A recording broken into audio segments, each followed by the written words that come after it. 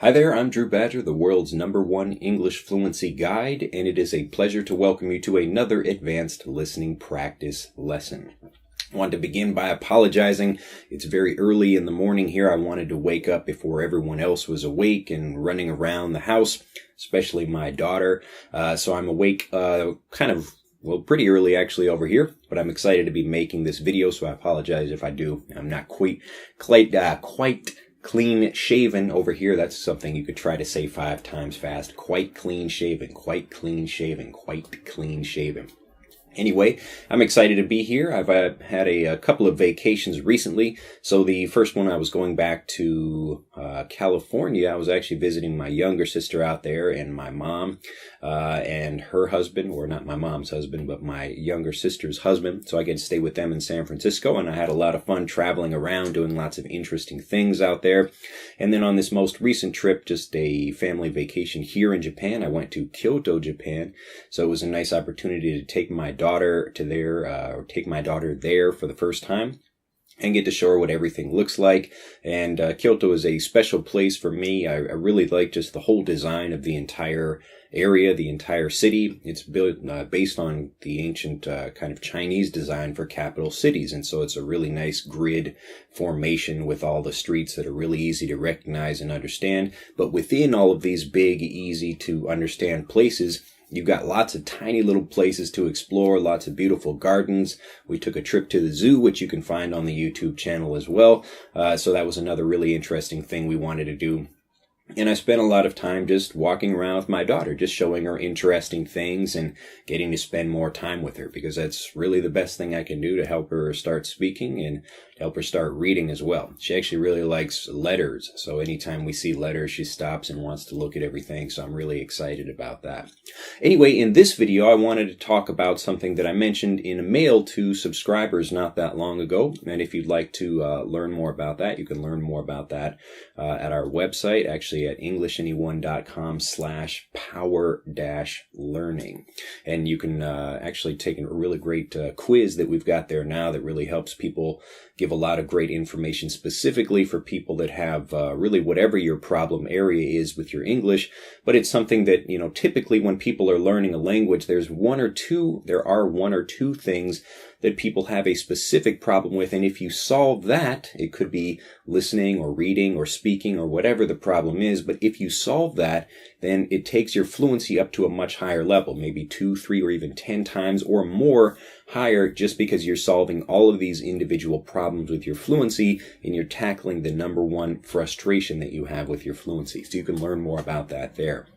But so since we're talking about, learning and trying to improve as we always are, something I wanted to talk about in this video was when you're really thinking about, I think the best way to explain it is that, like, the people that get fluent, or the people that succeed, or the people that do really well at whatever the thing happens to be, these are people that tend to have a philosophy of ready, fire, aim. Now, you hear this a lot in kind of business books and other things as well, but when people are talking specifically about how to do something such that you can succeed quickly, especially something that requires a lot of time and a lot of patience and dealing with other people, so something like fluency, as I was talking about with newsletter subscribers recently. So I mentioned a friend of mine that he had spent a lot of time.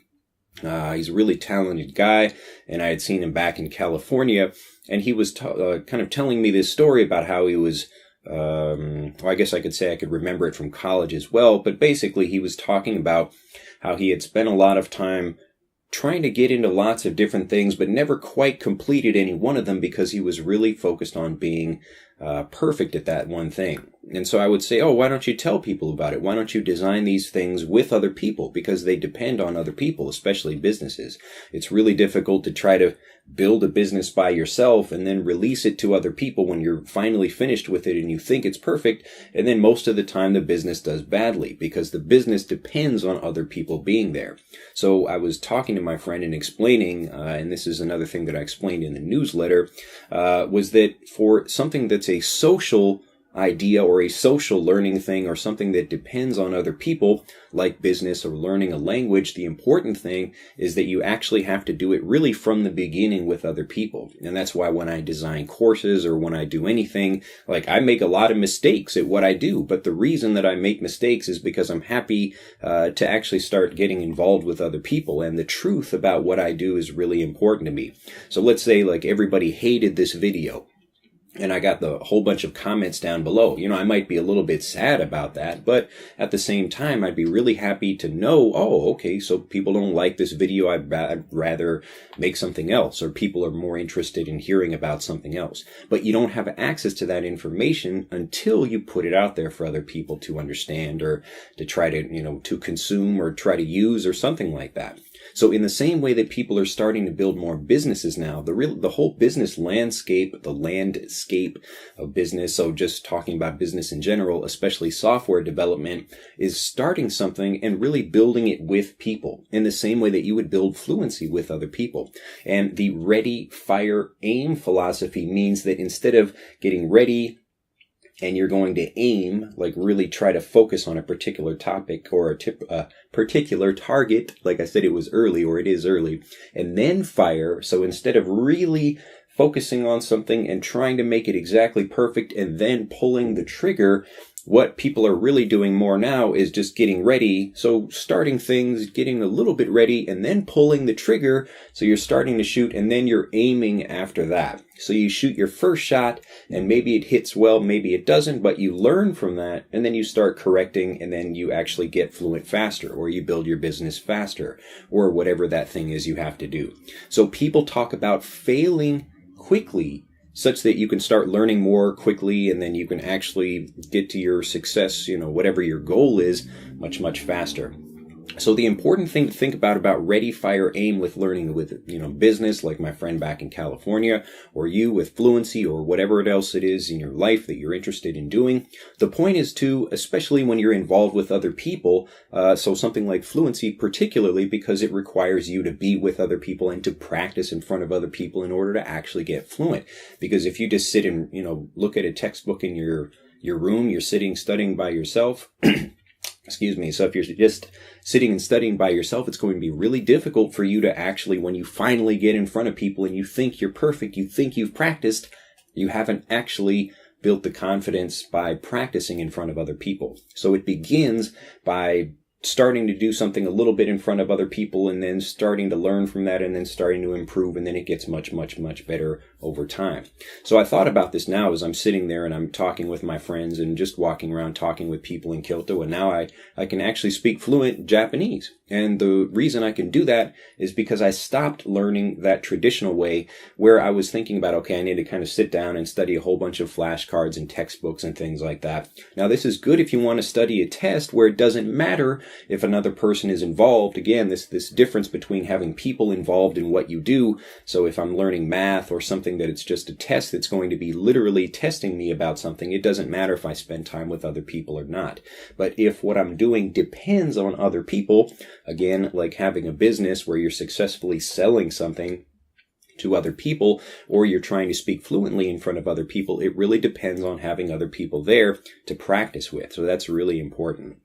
So in the case of, me trying to do that, or you trying to get fluent, whatever the case happens to be, if you are more of a ready, fire, aim, and then you continue this process over and over again, that's what's going to help you learn and really going to help you get fluent. So you have to be able to build speaking confidence.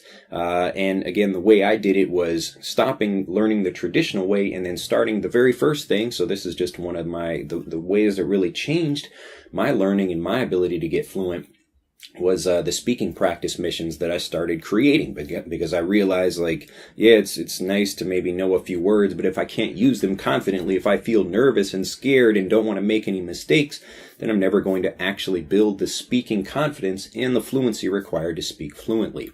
So what I did was, and this is an example I've given probably dozens of times to different learners, so if you're new to it, I hope you take this example and use it yourself, is I would go to like a grocery store. This is the first thing, or one of the first few things I started to do to get fluent in Japanese, and I would just say to people, hey, where is the sugar? Where is the salt? Where is the, whatever, something like that.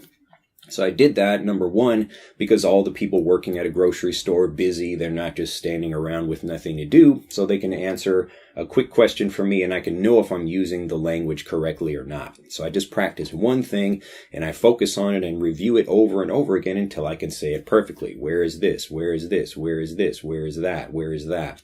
So I practice that thing, and in the practicing of it, again, it's that ready, fire, aim thing where I'm taking a particular thing. The ready part of it is just the phrase I want to practice. The fire is where I say it over and over and over again, and then I aim by getting better each time I'm learning and each time I'm using something. So my pronunciation improves, my listening improves. Maybe the person that's replying to me or the staff at the grocery store is a little bit different each time, but I would just walk around to different people in the store and say, hey, where is the sugar? Where is the salt? And, even if I didn't really need that thing, I would just walk up to everyone I could find and ask them for their help. So if you're willing to do this, if you're willing to actually do this, that's what's going to help you get fluent or help you succeed at whatever else you're happening to be doing is. Anyway, I don't want to be talking too much here. I wanted to just give you this, but this is a really important point about how you think, because it extends, the kind of new things that are happening in business are the same things that happen in fluency and anything else that requires you to deal with people.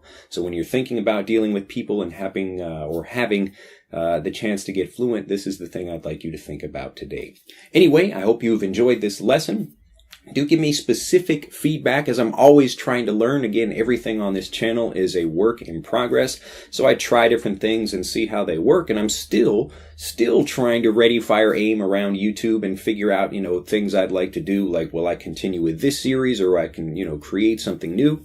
But the best way I can do that is if I learn more from you. So if you like this video, tell me why. And if you don't like this video, well, you can tell me why as well. Hopefully you've been watching this, this whole thing. And if you don't like it, well, maybe that's a little bit weird. But if you're trying to help me improve, and that way I can help you improve, then we get a connection here where we can have something that, both of us or everyone here actually gets to improve a lot, because we're both trying to think about different ways, or trying to do that ready, fire, aim approach of going back and forth to create something that's really helpful for you, to help you learn. My English is already great, so I don't really need to practice so much. So I'm here for you. Anyway, have a fantastic day. If you have liked this video, do click that like button and become a subscriber to the YouTube channel if you haven't already. And I look forward to seeing you in the next lesson video. Also, just one quick thing I'll mention. If you're new to this channel and you're watching these videos and you'd like to get the transcripts for these, you can also find those at EnglishAnyone.com. So we're kind of releasing the lessons here first, and then after a while we release the lessons with the transcripts with our special video player, so you can actually go back and review everything, and you've got the specific transcript there that you can click on specific parts of the transcript. So if you want to find particular sections of the text, you can click on that, have things repeat. The new video player we created is really fantastic, very helpful for learners, and you can customize the way you learn with it. So I'm really excited to be releasing that, or I guess since we have released that. But if you'd like transcripts for these and you'd like to have subtitles as well, please go to EnglishAnyone.com and you can find those there. Have a fantastic day, and I will see you next time. Bye-bye. To continue learning, click on the link in this video to download Speak English Naturally, our free guide to speaking and sounding like a native English speaker.